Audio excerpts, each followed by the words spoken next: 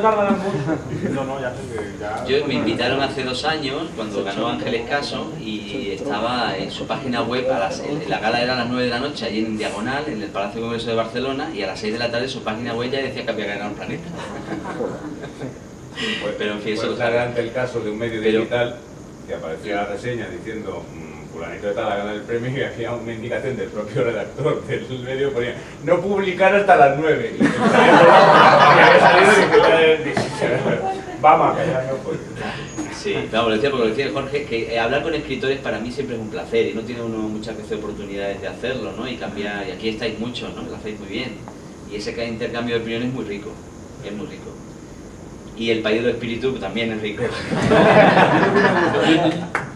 Yo te iba a preguntar que, desde nuestra visión un poco occidental del mundo, sí, está muy bien, incluso, bueno, tú te has vinculado y te estás volcando en ello con la creación de ONGs, ¿no?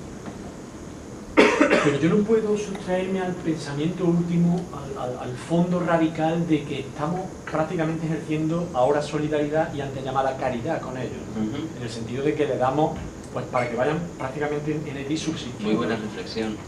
Eso es algo que a mí nadie me lo va a quitar. Entonces, el análisis cuasi sociológico que yo te pido es que intentes racionalizar aquí en pocas palabras para nosotros por qué Haití y otras tantas sociedades, por ejemplo, estaba pensando ahora mismo en Nigeria, que vi antes de un reportaje buenísimo, a pesar de la evidente ayuda del mundo occidental, podríamos entrar en para qué sirve esa ayuda y no tienen que gastarse esa ayuda, no son capaces de, no ya de remontar, sino siquiera de sacar la cabeza, de respirar, de decir...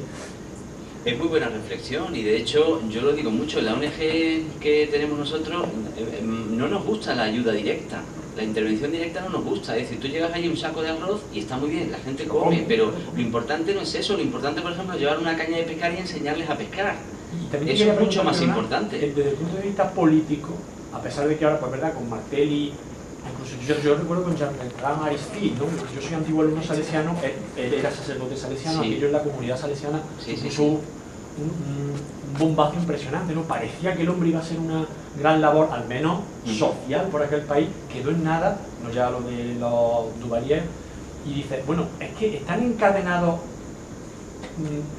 no sé, por alguna maldición perpetua a que políticamente esas sociedades no sean capaces de, repito, sacar la cabeza, ¿no? De decir, bueno, vamos a medio sobrevivir. Me llama mucho la atención. Perdona, lo cuento de un libro llamado Maldición de Bookman. Allí hubo, Haití, la liberación fue curiosísima, ¿no? Porque al igual que Venezuela, Colombia, México, era la élite colonial española, aunque haya tanto roce, ¿no? ¿Verdad? Con esa casta que está en todos los países y que dicen, la madre patria, no sé qué, y, por ejemplo, la clásica dicotomía de México-España, esa relación amor-odio que siempre hemos tenido con los mexicanos, yo creo que el pueblo siempre está más tenso con nosotros. Sin embargo, la revolución en Haití fue completamente distinta. Allí no fue la élite colonial, los blancos, en definitiva, los que hicieron la revolución. No había Simón Bolívar que valiera. Allí fueron los negros. Y entonces los esclavos hicieron esta revolución negra que mucha gente dice que fue probablemente fallida. O sea, la revolución en Iberoamérica, todas esas revoluciones se hacen a partir de esa clase, de esa élite colonial que establece una clase, una clase alta y una clase media, que es la que estabiliza el país y quieras o no, pues yo por ejemplo cuando voy a República Dominicana, la mayoría de los rectores de universidades, los grandes escritores, los grandes periodistas son blancos todos, son descendientes nuestros, hay gente de costa, pero ¿qué pasa? Pues que de alguna manera la revolución de Haití fue totalmente distinta, mataron al francés, ni siquiera se mezclan con él, aparte que el francés nunca se había mezclado con el negro. Al contrario que hizo España, yo tampoco quiero dar aquí una clase de racismo, no vaya algún francés y quede yo muy mal, pero no, hay una el británico tampoco lo hizo. Pero hay una explicación sociológica, incluso militar a ese aspecto, porque siempre se dice, ay, qué salados somos los españoles, que donde vamos... Sí, no, sin duda. Es que nosotros siempre hemos sido muy pocos, ¿verdad? Y el territorio de colonización era amplísimo. Entonces tú lo que no puedes mantener es una brigada o un tercio que se llamaba de 1000 hombres para conquistar México tú solo, porque no vas a poder. No vas a poder y necesitar mano de obra. Necesitas mano de obra, incluso aliarte con los indios, ¿no? Como hizo Hernán Cortés y Pizarro. De alguna manera eso no ha pasado con los británicos. Ahí tenemos Estados Unidos, los indios en guetos, ¿verdad? Y tal, pero luego está el debate, sí, pero a ellos no los mataron. Bueno, pero es que es distinto. Hay guetos de los Sioux, los indios de Las Vegas, todos estos, ¿no?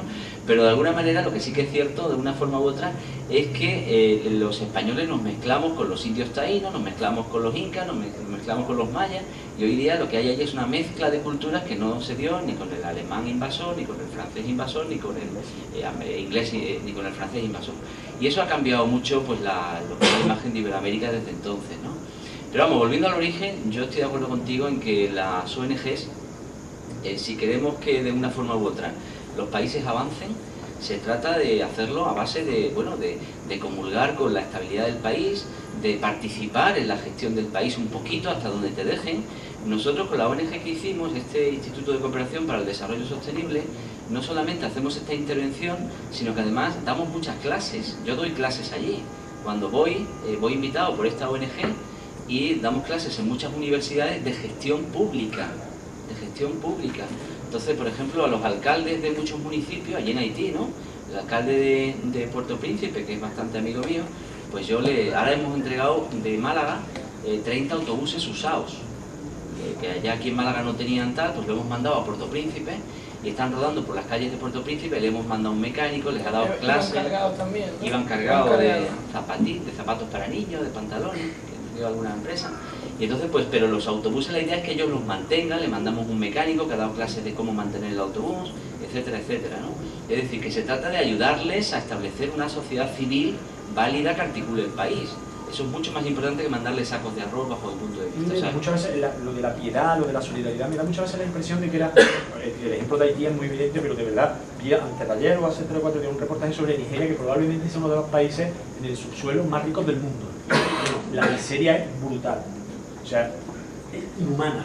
Y me da muchas veces la impresión de que lo que nosotros hacemos es, mira, os vamos a mandar las zapatillitas o los autobuses y tal, pero no le vamos a pedir responsabilidades pública, lo he dicho, de gestión pública, al que se supone está allí gobernando, porque claro, yo no puedo gobernar desde aquí porque te mando una zapatillita. Sí, no, y de hecho en Haití ahora mismo hay 10.000 millones de dólares comprometidos que no han sido desembolsados.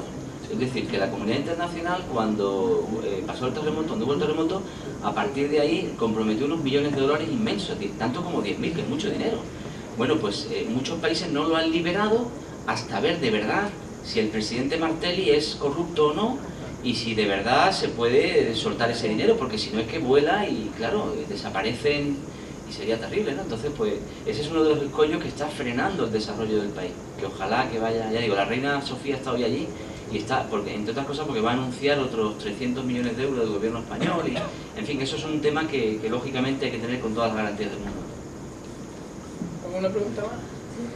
¿Y no considera en parte que la falta de despegue de Haití pueda tener algo que ver, aunque no de manera completa, justamente con el tema de su novela, con el vudú? Porque en Cuba, sí, el haitiano, y hay una suerte de desprecio que es evidente, y en parte un poco también, aunque ellos también tienen la santería, pues yo lo entendía como un poco Sí.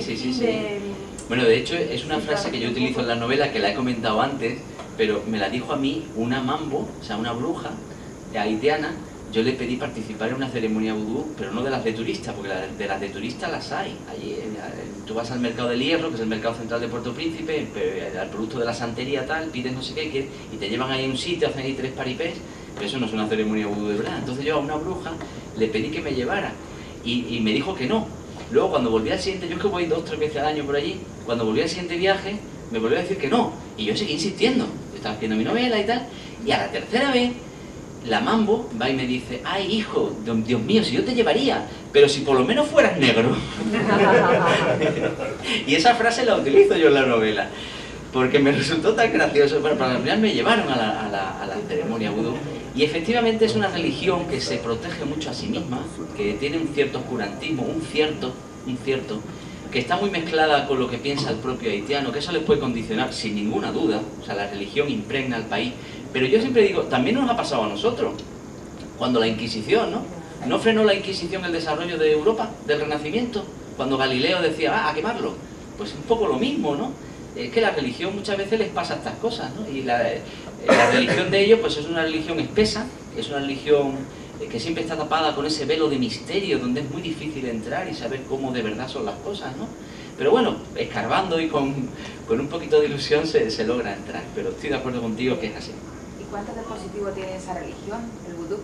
Porque hasta entonces mi ignorancia me hacía pensar que era totalmente negativa y nefasta, o sea, que se dedicaban a hacer magia y la mayoría negra. Entonces, sí, lo que hemos que comentado está antes... documentado, No es, el vudú puede ser perfectamente bueno, nocivo, no tiene por qué tener nada de maligno. Ahora, otra cosa es que haya prácticas que se derivan hacia ahí. Es como, por ejemplo, el mal de ojo, ¿no? En nuestra cultura católica, en nuestra religión católica, el mal de ojo se da en España mucho. Hay muchas mujeres y hombres que piensan que han hecho un mal de ojo, tal, no sé qué, una gitana, no sé qué. Y somos católicos. ¿Tiene algo que ver el mal de ojo con la religión católica? No es una práctica, ¿verdad? El mal de ojo no, ni de lejos. Pues igual, ¿el muñeco con alfiler es una práctica del vudú? No. El vudú es una religión, una creencia en unos dioses. dime algo positivo de esa religión. Bueno, ellos creen en sus dioses y muchas veces les salvan de peligro, les salvan de caer en enfermedades, les salvan de caer en desgracia, de cometer irregularidades. Es decir, es una práctica buena, positiva.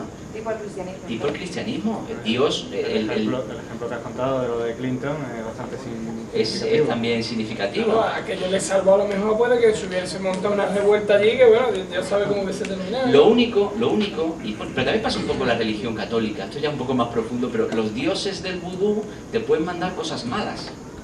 Pero muchas veces se dice castigo de Dios, Dios me ha castigado. ¿No se dice eso? Sí. Aquí también. Pero lo que pasa es que cuando tú crees en Dios no piensas que Dios te va a hacer la puñeta, ¿no?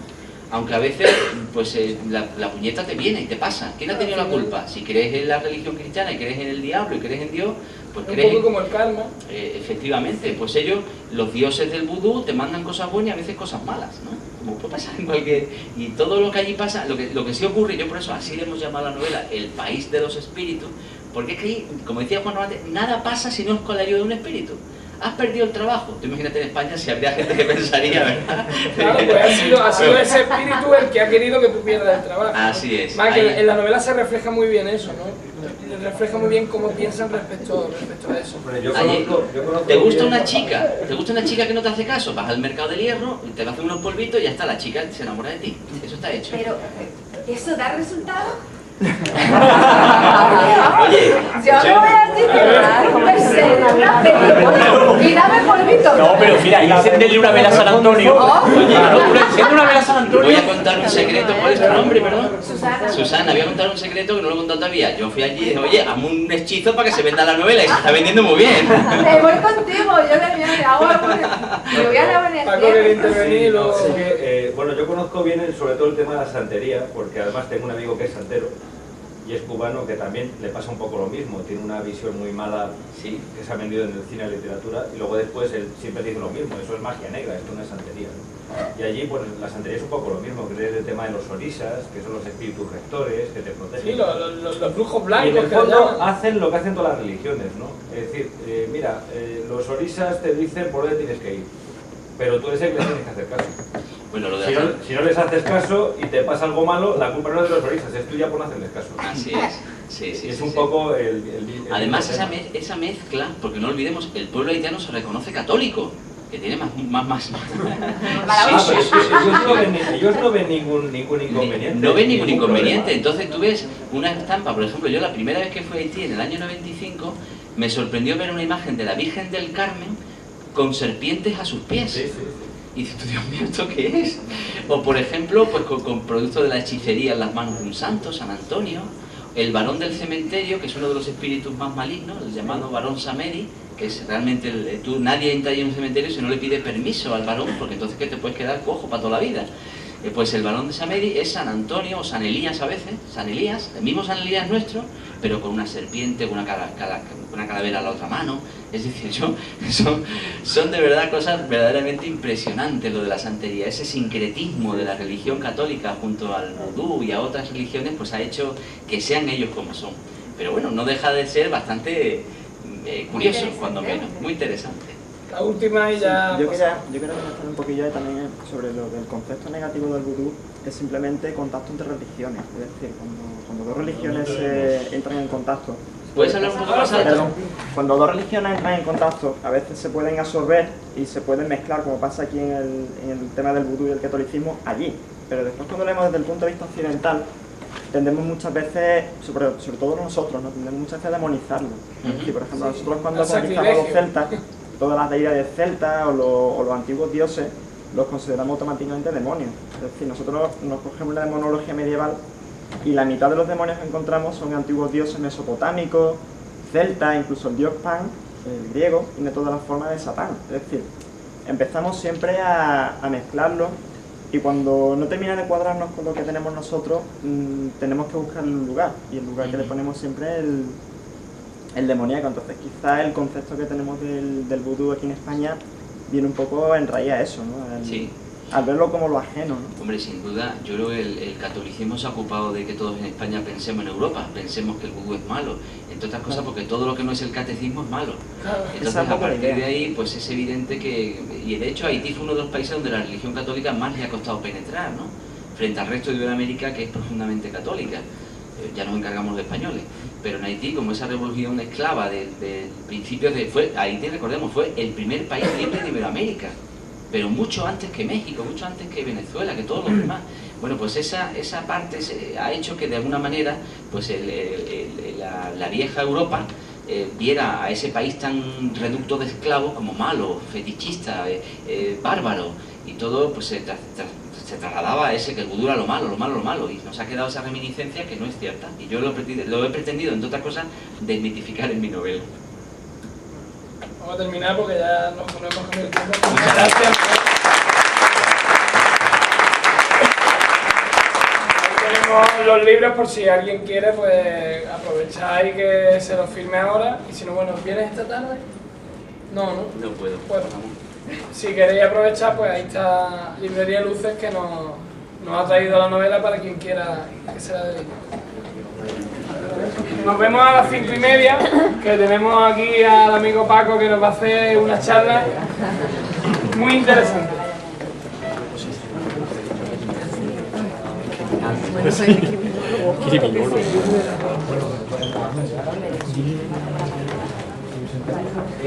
O sube tú.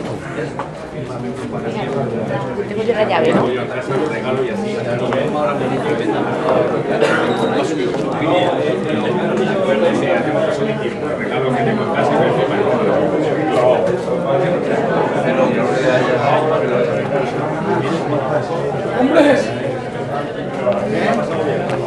¿Te he visto? ¿Estáis bien? Todos sí, bueno. Ahora esto está haciendo una habitación y dice parabais y no voy a entrar. ¿Cómo fue ayer?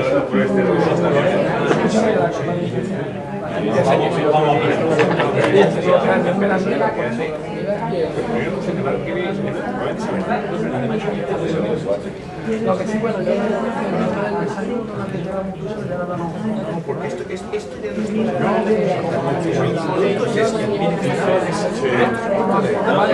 ese argumento es la primera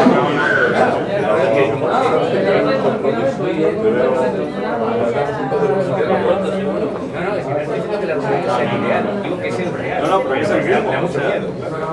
Es lo que él dice, no, mira, tú eres el autor del texto, el producto es mío.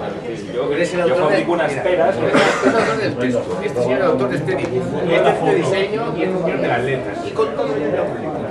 Tú eres una parte más. Y si el editor es más enrollado, todavía de los que te pide una opinión no vinculada. Tiene diferencia. Opinión no vinculada. ¿Quién es tu tío? Bueno, pues me parece bien, me parece mal. Sí, bueno, yo venía aquí a jugar pues. ¡Uy! Está muy bien, ¿eh? Me ha gustado.